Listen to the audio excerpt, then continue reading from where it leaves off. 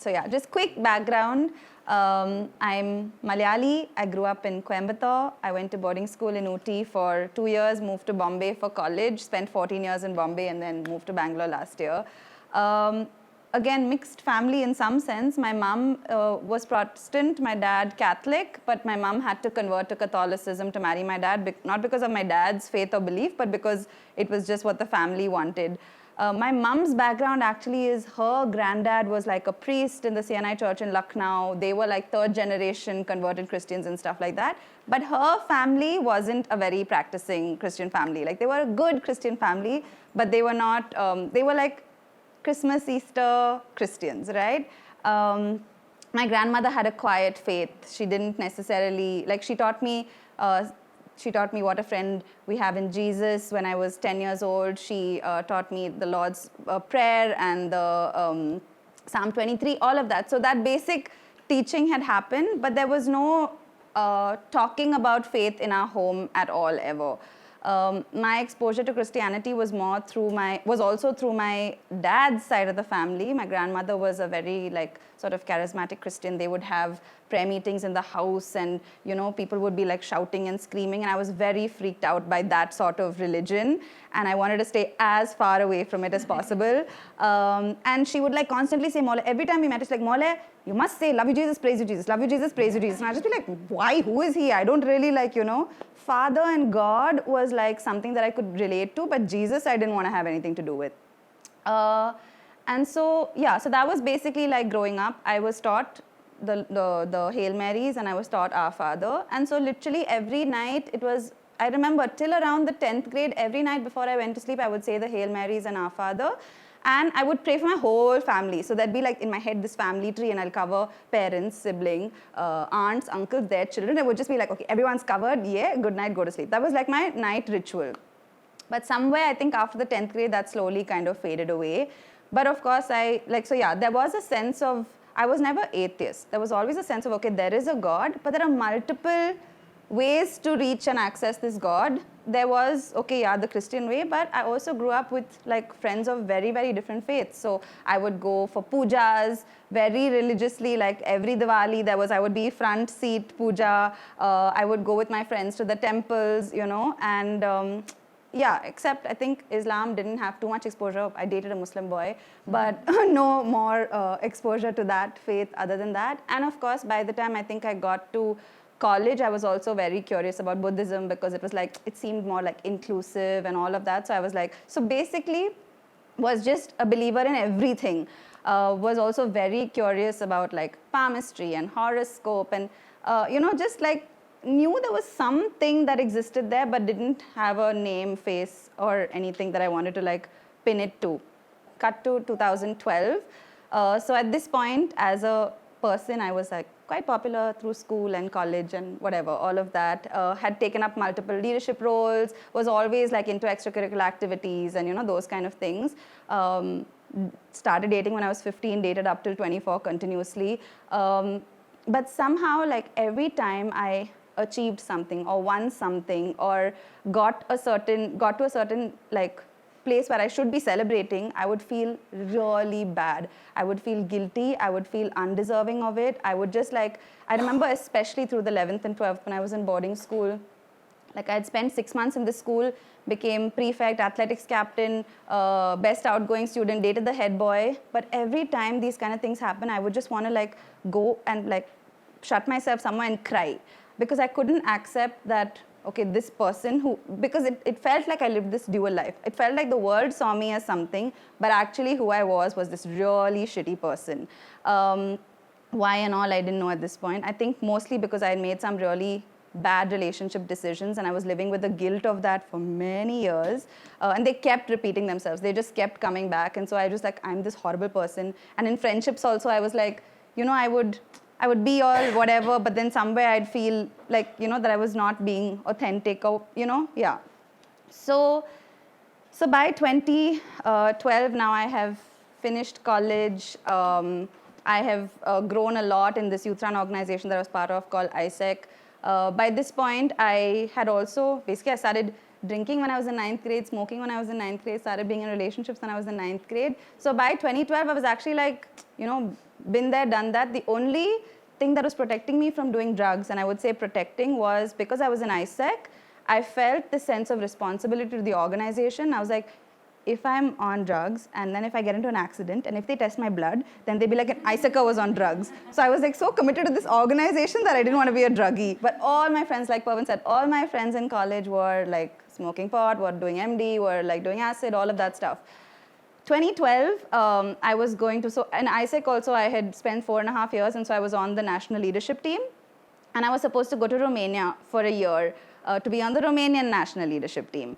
And at this point, I had to give my passport for renewal, but then that renewal didn't happen. Long story, that's a long story, but basically, so then my ISEC career just went crashing down. I expected to spend like 10 more years in that organization, I think, but the ISEC career just went crashing down, so I had to, now it was like, my whole life's purpose was invested in this organization. So now, at this point, 2012, my relationship is also like here, there, it's quite like up and down, I'm not sure. My ISEC career goes crashing down. I realized at this point of time that I don't have a degree certificate. So it was like all hell had broken loose, and I was, actually no, I didn't realize at this point of time that I didn't have this thing. So then I was like, you know what, like really no purpose in life. And I was like, chalo, so now that I don't have responsibilities or purpose, now I can like start my drugs. So whatever, was like smoking pot quite regularly. But there was this incident in 2012 where I went to Goa, and I was like, okay, I was like debating, okay, should I do acid, should I do MD? I haven't done either yet, which one should I do? So I was like, finally told my friends, okay, yeah, MD is good. I will MD tonight. And so we were in this beach in Goa, and I like consumed actually, so it was liquid form, I didn't even know what I was doing, but I consumed 1.5 times more than what I should have consumed. And I was on a 36-hour trip. I think by the 4th hour, I realized this is not an MD high, because I've heard of my friends being on MD highs and I've heard of my friends being on acid highs. And by the 4th hour, I was like, this is not MD, this is acid. But at that point in time, you have no control over your mind, right? Your mind is just like, so the minute that happened, I think I lost trust in everyone around me, because I was like, I said yes to this, but I know this has happened to me. And so for 36 hours, it was just the most tormenting, torturous experience of my life. It was what people call a bad trip, but this was like the worst trip. I thought I was dead. I thought I was in a coma. I really just did, I thought like I'm not on earth. You know, it was like whoever's around me is basically like a figment of my imagination. I'm actually dead somewhere else. And so that fear of death was like super strong. It just came in there and it didn't leave me. So while I came back home, on the trip, I've called my parents and I'm like, I don't know if I'm dead or I'm alive. My brother's like talking me through it. Ra, you've been drunk before, right? Don't worry, this is going to get out of your system. I was like, no, it's not. Like, this is never ending. My life, I don't know who I am. I don't know what's going on. But anyway, came back home. And basically between 2012 and 2014, I had, so again, lots of relationship drama in my life. That's a different story and testimony. But I had several panic attacks over those 2 years. And basically it was almost like a trip relapse. Like I would just go back into as if, again, am I dead or am I alive? I'm in a coma. Am I going to get up now and then be in a different world? It was like complete delirium, if that's the word. And so that was my life. But then, and so I was on psychiatric for a long time. I couldn't talk about it. Then finally I told my mother, I was like, this is happening. And then so we went to the psychiatrist in Chennai. I got on psychiatric medication. It didn't really work. It dulled me down a little bit.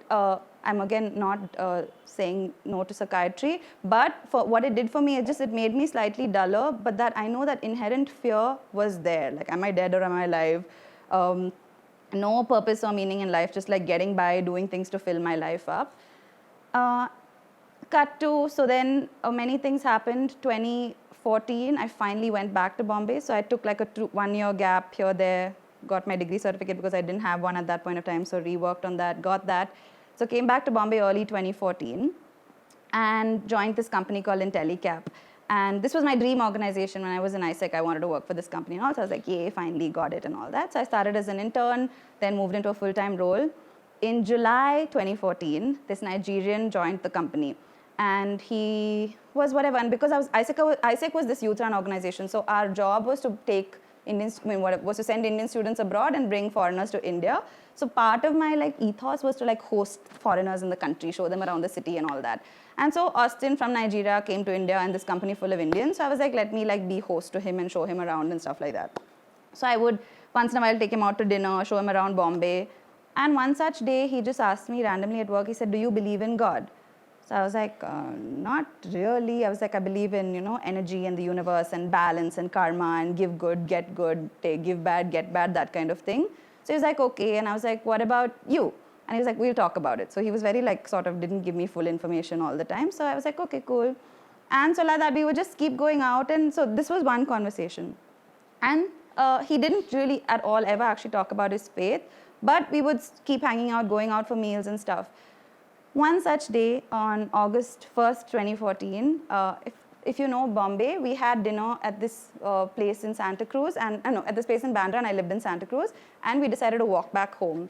And so it was August 1st, 2014. It was about like, I think 9 or 10 o'clock at night. We'd finished dinner and we were walking back home, and we walked, then took a rig for some time and walked back. But that entire time, I have just opened up to this person about my whole life, just talked about all my confusion, all my relationship mess, all my purposelessness. Like, it was like I couldn't control the words that were coming out of my mouth. I just wanted to share everything with this person who I actually didn't know too well, So it was a little bit like awkward to do that, but it just kept flowing. It must have been like a 2-hour conversation, and I just kept talking and he just kept listening. But at the end of that conversation, so 2014, we reached close to midnight now by the time we've got back home, and I've just finished, I'm sharing, and then I paused, and there was this moment where it was like I just saw this bright white light, and in a second, there was no counseling, there was no prayer, there was nothing. In a second, it was like all my guilt of the past had been washed away, and all my fear of the future had been washed away. And it was like I felt alive and present for the first time in my life. It was like I had lived 24 years as a dead person, and then I felt I'm alive, And then he could see that I was like reacting like this, and he just caught my hand and he prayed. And when he prayed, I don't know, it was so overwhelming at that point, but he prayed, and at the end of it, I heard, in Jesus' name, Amen.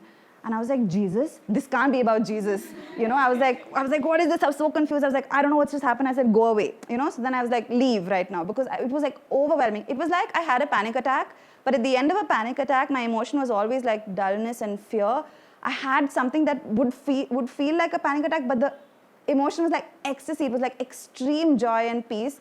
So it was so overwhelming. It was like such a confusing feeling. I was like, leave, get away, go away. But I walked around my building, I remember, for like, I don't know how long that night. I just went, what has just happened to me? I woke up the next morning with this desire to go to church. Even though I was like, Jesus, this can't be about Jesus, leave, I woke up with a desire to go to church. That's obviously the Holy Spirit. So I recognized that night, like, it was just God's presence, and I recognized that, like, Holy Spirit was now prompting me to do things. And so I was like, okay, I'll go to church. It was either, I don't remember which day of the week it was, but that Sunday, then I went to a church in Santa Cruz itself. But then it was like, I don't remember. I didn't really feel anything much. Then I thought to myself, which church can I go to? And this is where the story so beautifully ties to the people that Pervin talked about, which are Uday and Anila. So when I was in hostel in Bombay, because I was a Christian and I got into a Christian hostel, all Christians were forced to go to a Bible study. So I was like, too cool for Bible study, but anyway, went for it. But I really liked the music. It was the first time I heard that kind of Christian music. So I was like, okay, the music is at least nice. But everything that Uday would talk about, I was like, he's so conservative, he's so backward, It was like that kind of perspective. But I would enjoy worship. And because in that 1 year only, I think I was part of the choir. We went to like 2-3 different places to sing during Christmas and all that. That's where I met Sandhya, who's also now part of this fellowship. And so they used to be our Bible study teachers, but they also used to go to All Saints Church.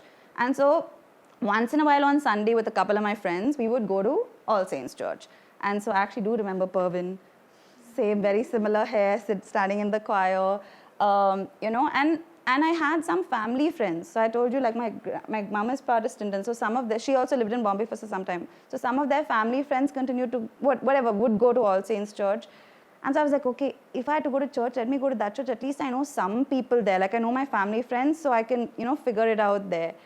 And so at that time, there was a contemporary service and there was a traditional service. And so the contemporary service was at 11:30 and the traditional service was at 10:30. So I called Ma and said, Ma, can you find out if Rebecca, auntie, still goes to, no, I think it was Miriam and John. Can you find out if Miriam and John still go to All Saints Church and find out what timing the service is? And she was like, go for the 10:30 service because the 11:30 is all those born again types. So I was like, okay, I'll go for the 10:30 service. So then I used to go for the 10:30 service, but I loved the music of the 11:30 service. So I stayed for the 10:30 service, and then I would stay for like one set of the worship, and I was like, okay, I shouldn't stay around these born again types. I'll leave. But however, like I think no, I also have a very vivid memory of the first time I walked into the church. Anila, who is Uday's wife, they both lead our church. She looks at me, she's like, baby, as if she's known me all my life. I haven't seen her in the last 10 years. And she gives me this big hug, and I feel so like overwhelmed with this love and all that. And so she like fully connected with me. And so I would go for traditional service, pray with Anila, stay for one set of contemporary worship and leave. Until one day, there were these Firang girls with hula hoops. So I saw hula hoops in church, and I was like, what are hula hoops doing in church? So one of these girls is like, I was like, what is this about? And she's like, oh, we're doing a worship dance. Why don't you stay and watch? I was like, you're going to do a worship dance with hula hoops in church? And she's like, yeah. I was like, this is crazy. So then I stayed on, but I stayed on for that service. And then I was just like, I was just drawn in, and like, that was just where I know I just needed to be for the rest of my life. Because it was just like, I had realized that I had found this community who, I was seeing these people who loved God in just the most, in the ways that they were gifted to love God. It was not like this, cut paste kind of everybody is the same and does the same thing in church. That was just like, it was just so beautiful. And so it's literally the hula hoop, of course, not just the hula hoop, but Anila, and, drew me to the community. And I don't think I'd ever missed a Sunday since then. And that must have been, I think, somewhere around December 2014, maybe. But cut to a few things back. So this is like now I've come to All Saints, and then a year later decided to get baptized and stuff. But I think before Austin came to the company, there was this moment when I was in Rajasthan, and I was now in my drug phase. And I'm sitting on a terrace, it's a holy party, my friends are partying downstairs, and I'm listening to my favorite psychedelic song was playing. My favorite song was playing. They were all like jumping and dancing, and I'm sitting alone on the terrace, feeling the loneliest I've ever felt in my life while I was still in a relationship, and I was surrounded by friends. But I was so lonely. I just looked up at the sky, and I said, if you exist, you have to do something. Otherwise, like, there will be no option but for me to take my life. And often I would think, like, am I dead? Am I alive? Am I supposed to kill myself? It was never a suicidal, it didn't feel like a suicidal thought, but it felt like, am I supposed to kill myself? Is that what I'm supposed to do to get out of this? Is there another thing that I have to go to? And only if I kill myself, I'll go to that. But then I'll be like, I'll work it out in my head. My parents love me. My parents say killing yourself is not right. That means I shouldn't. I would have to work it out like a 2-year-old like that. And so literally, but the first time I ever literally looked in the sky and said, if you exist, you have to do something, was like maybe March 2014, and like Austin literally came to India that very year. And so I obviously could see that, that really when I was fully at that point of surrender, like, okay, I will look up in the sky and say to this God that if he exists, he has to do something, and if he answered it through this, it had to be him, And I remember even after coming to faith and even after my experience on the 1st of August, Austin would pray for me, Austin would meet me, do Bible study with me, but I was still wrestling with it. It was very difficult to accept that Jesus is the only way, Jesus is God, But he patiently would sit and like pray and teach me the word and all of that stuff. And again, I think it was sometime around that year, I had lost something. My roommate's files, very, very important college documents. And so it was in my face, but I had not made up my mind about this Jesus, right? I had seen that, okay, yes, my life is changing, like things are happening, it's feeling right, but I have not decided to commit and follow. And there was this moment when, so I've lost these files, and it's a very expensive suit and all. Anisha's, a close family friend of Luke's, who was my roommate long ago. Yeah, and so then I just prayed, and I couldn't find, I didn't know what to do because I left it in a taxi or something. And I prayed and I said, okay, if you bring this back to me, I will follow you with all my heart for all my life, forever. And I was in the bedroom, and I told her, I came back home and I told her, and of course she felt really bad and all that. I was having a shower, and she knocked on my bathroom door. I didn't even hear what she said, but I knew we had found it. And I was just in the shower weeping. I was just weeping and weeping and weeping and surrendered my life to God. And I came out and she said, he's brought it back. I don't know how he found her phone number in some document somewhere, and the taxi driver has come to the house and given it to us, you know. And yeah, there are so many like little bits and pieces here, there of moments where, again, like Pawan said, things could have gone so wrong, so bad, but God just each time protected, came through. Yeah, and end of the day, he just saved me. And I was like, if he could do it with me, he could do it with anyone. And at that point, you know, and then of course, when I started coming to church, and All Saints was in this revival zone, like talking about revival, talking about, you know, crusades and all of that stuff. And I remember God specifically saying to stay on in my workplace, that he wanted to just keep me at work while I wanted to just go tell the whole world about Jesus.